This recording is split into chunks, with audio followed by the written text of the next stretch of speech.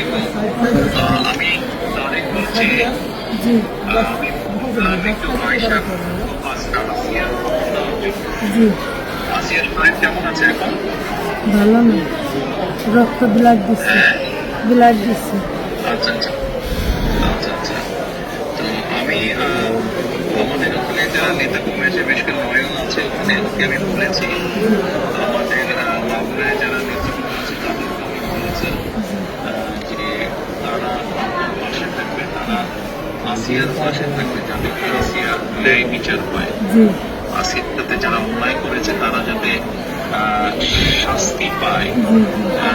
এর জন্য আমাদের অবস্থান থেকে আমরা চেষ্টা করব, যতটুকু সম্ভব আমরা চেষ্টা করব যাতে দেশের আইন অনুযায়ী আপনারা যাতে সঠিক বিচার জি করতে জি এবং একই সাথে আমি নয়নকে বলেছি যে আসিয়ার জন্য চিকিৎসার জন্য যেসব ব্যবস্থা নেওয়া সম্ভব সেই সব ব্যবস্থাগুলো আমরা চেষ্টা করবো আমাদের দলের অবস্থান থেকে। না, ওই নয়ন ভাই খুব করেছে আমার জন্য।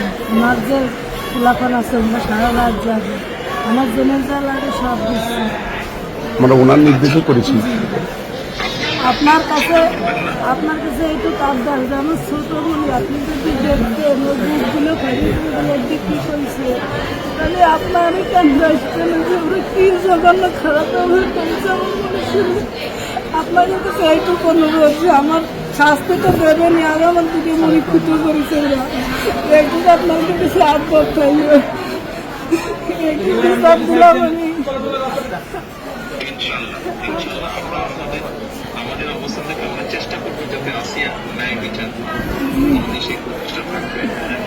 আপনি চিন্তা করবেন না, আসিয়ার চিকিৎসার জন্য যা কিছু প্রয়োজন আপনি যদি কিছু মনে করেন আমাদেরকে জানাবেন, ঠিক আছে?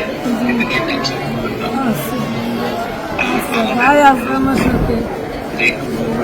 আমাদের লোকজন সবাই নেতারা আপনার পাশে, আসিয়ার পাশে তারা থাকবে। জি আছে নয়ন ভাই, আপনি নয়ন ভাই আছে, আপনি আছেন, আপনি তো সব দেখতেন, তারপরে আমার দেখতে কি দেয়।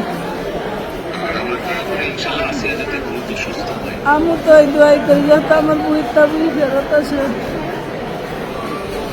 ইনশাআল্লাহ টেনশন করবেন না, চিন্তা করবেন না, দেশের মানুষ আপনার পাশে আছে। দেখতেছি তুমি, আচ্ছা আচ্ছা বল। জি দোয়া করি, আর দোয়া করবেন ওর মধ্যে। ইনশাআল্লাহ দোয়া করি ভালো থাকবেন। জি আসসালামু আলাইকুম। জি স্যার, আসসালামু আলাইকুম স্যার। আসসালামু আলাইকুম। আসসালামু আলাইকুম।